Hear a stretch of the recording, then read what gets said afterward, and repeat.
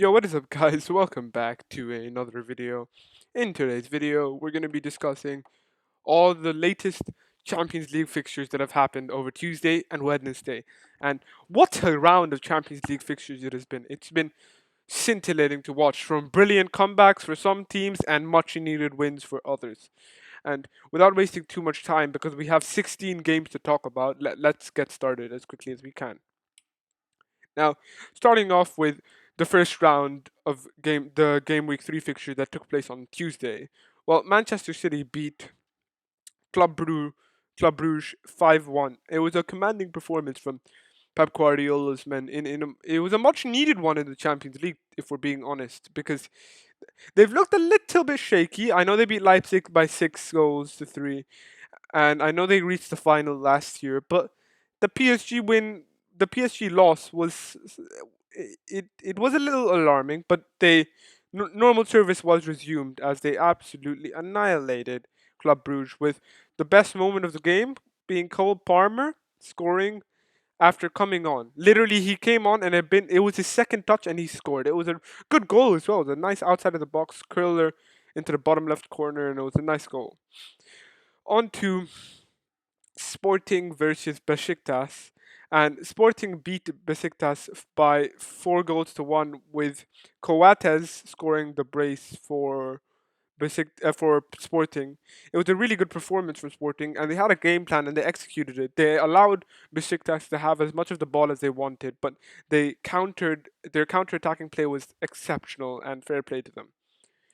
Moving on to PSG versus RB Leipzig, and it was a good performance from Paris Saint Germain, but it wasn't the best scoreline. It could have been slightly better, but at the end of the day, they've got the wins that they needed. They got the win that they needed, and it was a Messi Mbappe masterclass. Without Neymar, they both of them looked in sync. It was a good performance. Messi with a Penenka penalty and a tap in, and Mbappe with a good finish. So PSG resumed their good start to the Champions League. And as for RB Leipzig, I think they might not even get the Europa League this year, which is astounding considering last year I think they came second or first in their group, in like a similar group. So yeah, it's shocking how much a manager makes a difference in terms of Julian Nagelsmann to the new coach. But moving on to Atletico Madrid versus Liverpool. It was a good performance from Jurgen Klopp's men. Could have been a bit better. In patches, Atletico were better than Liverpool, if we're being honest. And for a lot of the second part of the first half, Atletico looked much better after being stunned in the first 13 minutes, going 2-0 behind to a deflected Salah goal and a screamer from Naby Keita. But Atletico showed resilience, as we know they can and have, and you could see how much it means to Diego Simeone. He was giving it all, and the celebrations were mental when they made it 2-2, eh, and the red card in the second half changed the complexion of the game. It was a fair red card for Antoine Griezmann. His foot is too high. You're in today's world. That's you're lucky. That like you'd be lucky to survive that.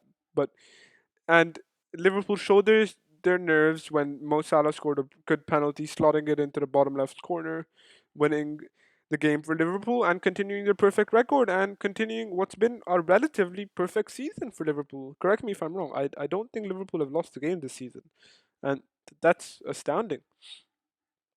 Moving on to Real Madrid beating Shakhtar Donetsk 5-0. It was a Vinicius Junior masterclass again. I think he's up to 8 goals this season, which is simply stunning. He's been electric, and Carlo Ancelotti has revolutionized him. Very, very fair play to Vinicius Junior, because he was under a lot of stick from myself and many other Real Madrid fans and even neutrals, that is he good enough for Real Madrid? His pace is there, but he has the finishing of a broken cow. But fair play to him. He's shown that he can be a lethal finisher, and Real Madrid have shown they can be a lethal force in the Champions League, even though they lost to Sheriff. But I think we put that aside as a bit of an anomaly, if we're being honest. And um, Real Madrid are in perfect shape ahead of El Clasico now. Moving on to AC Milan v Porto, relatively boring game. It wasn't the best. AC Milan looked to be in a similar situation to RB Leipzig with 0 points, and It's been awful from Stefano Pioli's men in the Champions League. They lost to a Luis Diaz goal, a good goal from Luis Diaz. Nothing too special, nothing too bad. But it, at the end of the day, it's sad for AC Milan, and it's good for Porto. They have got a very essential win, if we're being honest, because they need to win in this group that they have Atletico, Liverpool, and AC Milan, and they kind of have to win any chance they get. And AC Milan is arguably the easiest game, so it, it was very needed. And now they're on the same point as Atletico Madrid, so anything can happen right now for Porto. They could make it out, and it wouldn't shock me at all. On to Inter Milan, who, unlike their city rivals, beat Sheriff. And the thing is, when you say they beat Sheriff, you expect, well, yeah, they should beat Sheriff. But the fact Sheriff had, until this point, I think, picked up 6 out of 6 points in the Champions League, you, it wasn't as easy as people thought it would be, and it definitely wasn't. And Inter Milan deserved to win, but it was a much needed win because if Inter lose this game, I think they aren't making it out as well. But they still have to beat Sheriff again in the reverse fixture to overtake Sheriff. And yeah, moving on to the biggest shock, however, just before moving on to the game week 3 Wednesday round of fixtures, uh, I'm in disbelief because I can't. I'm looking at the scoreline and I'm looking at this photo and I still can't believe this, which is why I've stopped for a second. Ajax have just beaten Borussia Dortmund 4-0. Look, I know Ajax are a good side and they have a world class coach in Eric Ten Hag, but I'm sorry, but this is ridiculous. Their goal difference in the Champions League is +10. They've conceded one goal in the Champions League, and this group is look. Sporting, Besiktas, Dortmund are all and Ajax are not. They're not too far apart in terms of like levels. You know what I if you know what I mean. And Ajax have all but qualified. They just need to win the reverse fixture, which at this rate they probably will win the reverse fixture against Dortmund. And for Dortmund and Marco Rose, lose that game, and if Sporting win, and if Dortmund lose, they're going into the Europa League as things stand. So they have to avoid a loss against Ajax. They have to at any cost and hope Besiktas can do them a favor as well. Moving on to excuse me, moving on to the Wednesday round of game week 3 fixtures, and this was a it was high scoring. It was very high scoring Wednesday with Salzburg beating Wolfsburg with Karim Adeyemi scoring again, who's having somewhat of a breakout Champions League season. He's been very good for RB Salzburg, and they beat Wolfsburg by 3 goals to 1. Villarreal continued their decent European form by beating Young Boys by 4 goals to 1. It was a very good performance from Gerard Moreno, and Samuel Chukwueze added in the fourth in the 90th minute to seal the game off. And Villarreal arguably could have won by more, but it was nonetheless a good performance from Unai Emery's men, a much needed one as well. And moving on to the most boring game of the weekend, and the I think the only nil-nil. It was Lille versus Sevilla. It was such a boring game. There was nothing, and Sevilla's Champions League form, it's never good, but this is awful. How are they second in this group? They have 3 points and they're second in their group. How does that make any sense? And that is astounding. Like any one of Wolfsburg or Sevilla or Lille could qualify. Salzburg have all but guaranteed qualification, but Sevilla need to improve their European form. They're so boring, Sevilla. It's so frustrating because they have so much talent.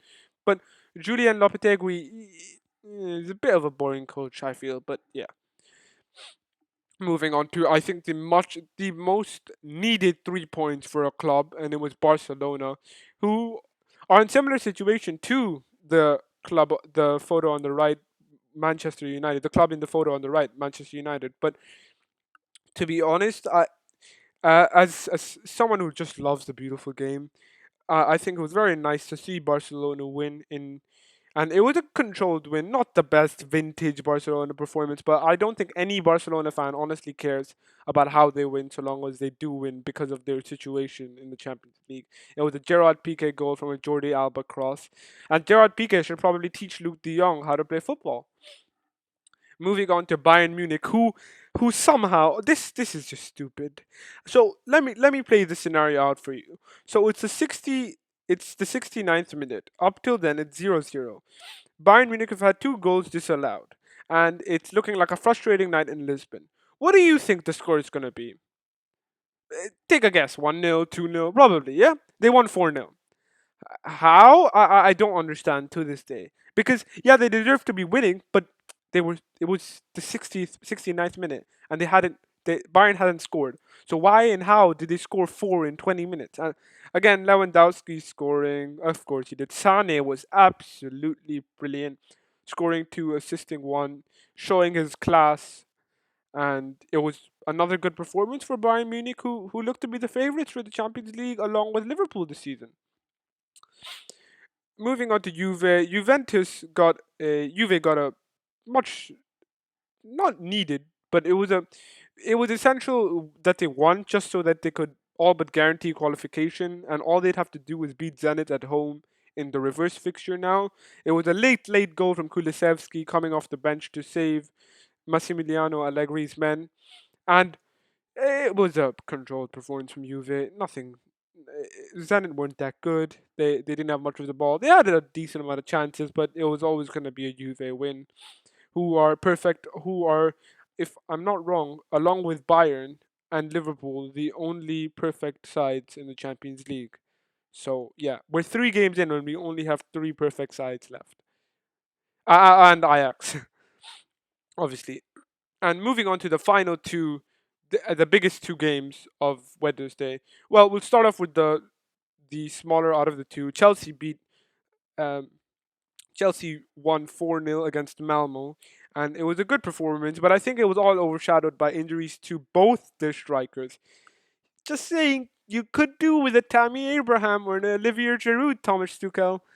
it, it was delusional for them to not have a backup when you just it wasn't an obvious that after he buys Lukaku, he wasn't gonna bench Werner for long periods. He was gonna play Werner in it too. So it was stupid. And Thomas Tuchel rode his luck with this the way he exiled Abraham and Giroud. But I'm interested now to see what is the fitness of because what is the fitness of Lukaku and Werner's out I think for 3 to 4 weeks, but Lukaku we need to know because they can still play a 3-4-2-1 with 2 8s behind Lukaku. But if Lukaku's out and Kai Havertz is their striker, they could be Norwich, but apart from that, it'll be harder than they want it to be. And in the game of the weekend, Manchester United, who, to their credit, came back in scintillating fashion. It was a very, very good performance throughout the whole game, if I'm being honest. And I know that sounds stupid because they were 2-0 down at in half an hour to Atalanta, but